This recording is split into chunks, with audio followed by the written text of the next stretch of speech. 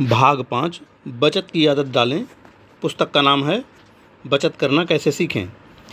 Edison का एक मित्र लिखता है, मैं एडिसन को उस समय से जानता हूँ जबकि वह अभी केवल 14 वर्ष की आयु का ही था। मैं अपने निजी ज्ञान के भरोसे कह सकता हूँ, उसके जीवन का एक भी दिन सुस्ती या शिथिलता में नहीं गुजरा। निद्रा के क्षणों को छोड़कर वह हर समय कुछ न कुछ सीखने की चेष्टा में ही लगा रहता था। एडिसन की निजी मान्यताओं, जब मैं किसी भी आविष्कार में पूर्णता प्राप्त कर लेता हूँ तो प्रतीत होता है कि मुझे अब इसमें कोई आकर्षण नहीं रहा। किसी की यह भी धारणा हो सकती है कि कार्य में निष्ठावान व्यक्ति के लिए आविष्कार का मूल्य वह धन है जो उसे प्रतिकार में मिलता है, किंतु अपने विषय में मैं हृदय से कह सकता हूँ कि ऐसी बात सर्वथा नहीं है। मुझे जीवन में इतना आनंद कभी नहीं मिला जितना उस समय मिला था जबकि मैं निर्धन बालक होते हुए भी टेलीग्राफी में संशोधन करने का काम शुरू किया था और छोटे मोटे सस्ते औजारों के सहारे तजुर्बे शुरू किए। अब भी जब मेरे पास सभी प्रकार के साधन उपलब्ध हैं और मैं अपनी इच्छाओं का स्वामी हूँ, मुझे ऐसे कार्य में ही आनंद की अनुभूति होती है और वही मेरा पुरस्कार है। आओ बंधुओं, हम ईश्वर का धन्यवाद करें और किसी नई शुभ कृत्य का शुभारंभ करें। मुबारक हो। मेहनत यह एक ऐसी वस्तु है जिसके बिना हमारा निर्वाह नहीं है। यदि शारीरिक श्रम को अपमानजनक मान लिया जाए तो इससे बड़ी परेशानी क्या होगी। मेरी दृष्टि में वह कुशल युवक वास्तव में अत्यंत तुच्छ है, इसलिए अपनी गठरी नहीं उठाता कि बाजार के लोग देख लेंगे। जब रोम के सम्राट हल चलाने वाले किसानों में से चुने जाते थे तो रोम साम्राज्य सारे संसार पर छाया हुआ था। जब राष्ट्रपति टायलर का राष्ट्रपति काल समाप्त हो गया तो उसके कुछ समय पश्चात ही उसके राजनीतिक प्रतिद्वंदियों ने उसे उसी की निवास भूमि के छोटे से गांव की सड़कों के भूमापक सर्वेयर की नौकरी दी। उन विरोधियों का अभिप्राय यह था कि टायलर इस बात से रुष्ट होंगे और लोग उनकी हंसी उड़ाने लगेंगे, परंतु उन्हें अपने मंतव्य में सफलता न मिली क्योंकि टायलर ने अपना उत्तरदायित्व संभाल लिया और पूर्ण निष्ठा से कर्तव्य पूर्ति में लगे रहे। उसकी यह प्रतिक्रिया रही कि लोग मेहनत मजदूरी से घृणा करने लगे। उनके लिए यह चुप की चोटें साबित हुईं, जिससे प्रभावित होकर उसे टायलर से प्रार्थना करनी पड़ी कि वह अपने कार्य का परित्याग कर दें। उत्तर में टायलर ने कहा, सज्जनों, मैं किसी उत्तरदायित्व को मानने से इनकार नहीं करता और न मैं अपने कार्य से विमुख हुआ करता हूँ। वाटरलू के युद्ध में पूरे 18 घंटे पहले न कुछ खाया और न ही नींद ली। उसकी पोशाक गहरे कीचड़ से तरबतर थी, किंतु न उसने थकान अनुभव की और न वर्षा शीत के दुष्प्रभाव का भी विचार न किया। आग के पास बैठकर कपड़े सुखाने और शरीर को ताप पहुंचाने की भी चेष्टा नहीं की। ड्यूक ऑफ वेलिंगटन अपने श्रम साध्य के लिए विख्यात था। वह निरंतर काम में जुटा रहता। आलस्य और आराम से उसे सख्त नफरत थी। जैसे सूर्य प्रतिदिन ठीक समय पर निकलता है, वैसे ही वह भी ठीक समय पर अपने अध्यवसाय में जुट जाया करता था। लॉर्ड एल्गबोर्ड को वकालत के शुरू के दिनों में बड़ी कठिनाई का सामना करना पड़ा, परंतु उसने संकल्प किया कि जब तक सफलता प्राप्त नहीं कर लेगा, परिश्रम से जी नहीं चुराएगा। जब वह काम करते करते थक जाता तो भी पढ़ो या भूखो मरो का नारा लगाता और काम में जुटा रहता ताकि कहीं मन में मेहनत की थकान न भर आए। किसी समय में अमेरिका में बेकारी का दंड इस प्रकार मिलता था। पहले अपराध पर बेकार व्यक्ति को अधिकारी के सामने पेश किया जाता था और उसका अपराध दर्ज कर लिया जाता था। दूसरे अपराध पर उसके हाथ दाग दिए जाते थे। तीसरे अपराध में उसे मृत्युदंड दिया जाता था। 1556 ईस्वी में पहले अपराध पर कोड़े लगाए जाते थे। दूसरे अपराध पर कोड़े लगाने के अतिरिक्त कान का ऊपरी भाग काट दिया जाता था। तीसरे अपराध पर कैद का दंड दिया जाता था। चौथे अपराध पर मृत्युदंड दिया जाता था। यूनान में भी बेकारी के अपराध में कानूनी दंड भोगना पड़ता था। मानव शरीर से भिन्न समस्त प्रकृति में एक भी परमाणु ऐसा नहीं है जो बेकार हो। प्रत्येक वस्तु अपने उद्देश्य में गतिशील है। जोला का कथन है, मार्ग इस संसार का सबसे बड़ा नियम है, कर्म इस संसार का सबसे बड़ा नियम है, जिसका कारण संगठित पदार्थ समूह धीरे धीरे क्रमशः अपने लक्ष्य की ओर बढ़ता चला जाता है। यह सर्वथा सत्य है। उस जीवन का और कोई अर्थ नहीं है। प्रकृति का नियम है, जैसा भी कहीं कोई गतिरोध आ पड़े तो तत्काल प्रतिक्रिया होने लगेगी। हम अपनी प्रतिभा से काम लेना छोड़ देंगे, उसी समय उसमें ह्रास के लक्ष्य सम्मिलित होते हैं। प्रकृति केवल हमें वही वस्तु प्रदान करती है जो हम व्यवहार में लाते हैं।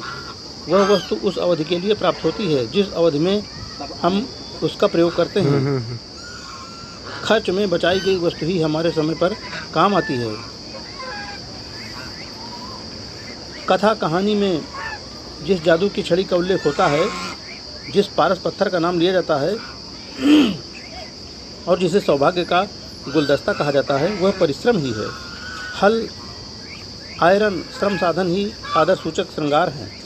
श्रम देवी के सफल पुजारी अर्थात मेहनतकश नाम के सम्मानित सदस्यों को ही मानवता के दरबार में शोक सभा देनी चाहिए।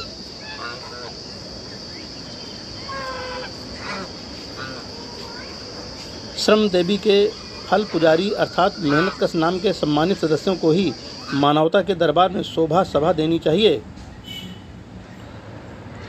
सफलता के मार्ग में कोई अन्य बात इतना विरोधी प्रभाव नहीं डालती जितना काम में आलस्य और प्रमाद। इससे साहस की डोर टूट जाती है, हिम्मत बिल्कुल नहीं रहती, स्फूर्ति का वेग मंद पड़ जाता है और धीरे धीरे हम मानवता के धरातल से गिरकर मात्र भौतिक अवशेष रह जाते हैं। वस्तुतः प्रत्येक बेकार व्यक्ति मात्र उसी अवधि के लिए जीवित समझना चाहिए जबकि वह दूसरों को लाभ पहुंचाने का काम करता है।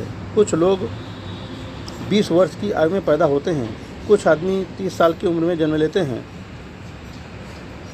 कुछ लोग ऐसे भी हैं जो मृत्यु से घड़ी तो घड़ी पूर्व ही वास्तविक जीवन पाते हैं।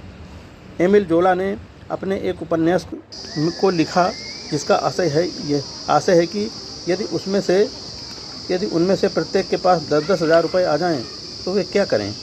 प्रत्येक का एक ही विचार था और वह ये कि इतना धन सर्वथा मिलने पर कोई काम ही नहीं करेगा।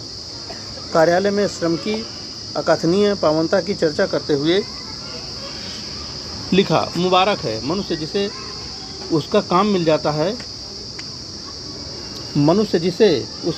गया है, उसे अन्य वैभव की आवश्यकता ही नहीं रहती, क्योंकि उसके हाथ में काम है जो कि उसके जीवन की सार्थकता है। वह ऐसी नदी का तट है जो मानवीय अस्तित्व बदबूदार कीचड़ और दलदल में से सभ्य और उच्च विचारों की शक्ति से काटकर रचा गया है।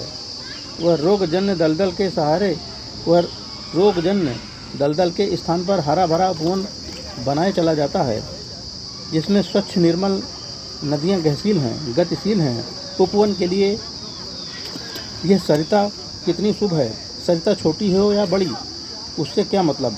मेहनत का दूसरा नाम जीवन है। वास्तव में ऐ मानव, तेरे पास कोई बुद्धि कौशल नहीं सिवाय इसके जो तू श्रम से प्राप्त करता है। शेष सब ज्ञान व्यर्थ है। वाल्टर स्कॉट का कहना है, मैं प्रातः उठने का बहुत आभारी हूँ। यदि मुझे यह आदत न होती तो काम ही न कर पाता। यह आदत हर पल परीक्षा के लिए सजग और सतर्क रहती है। जो लोग वाल्टर स्कॉट से मिलने उसके निवास स्थान पर आते थे, वे आश्चर्य किया करते थे कि स्कॉट को काम करने का समय कब मिलता है, क्योंकि जब वह भी आते, वाल्टर स्कॉट उनके आतिथ्य में संलग्न रहता। वे लोग अभी अपने बिस्तर में ही सुस्ताया करते थे, जबकि वाल्टर स्कॉट उनके उठने से पहले ही अपने नित्य कर्मों का अधिकांश भाग निपटा चुका होता। महान है कर्म, इससे नैनों में ज्योति और चेहरे पर आभा जागती है। इससे नस और नाड़ी दोनों मजबूत होती हैं। मस्तिष्क स्वच्छ एवं निर्मल हो उठता है। धमनियों में स्वच्छ रक्त का संचार होने लगता है। शरीर में जो रोग आ घेरते हैं उन्हें सामान्य करने में बाण की भांति सिद्ध होता है। श्रम करने के लिए ही ईश्वर ने मानव को स्वर्ग से धरा पर भेजा है। यदि उसे करने से अधिक यत्न अभ्यास से काम किया जाए तो किसी भी प्रकार की शिकायत ही न रहे और हैरानी, परेशानी, कष्ट एवं विषाद में अकथनीय कमी हो जाए। मुबारक हो मेहनत, क्योंकि यह एक भली प्रकार का सुख प्रदान करती है। परिश्रम से पुरुष के पुरुष होने की और नारी के नारी होने के मूल गुणों की पहचान होती है। दूसरे जो काम हमें करना है उसमें हमें सफलता प्राप्त होती है। तीसरे दिखाने के लिए हमारा श्रम कुछ भी न हो, इससे हम आंतरिक स्तर पर कुशलता प्राप्त करते हैं। धन्य है वह श्रम जो प्रत्येक प्रकार की सफलता, सभ्यता, संस्कृति का रहस्य है।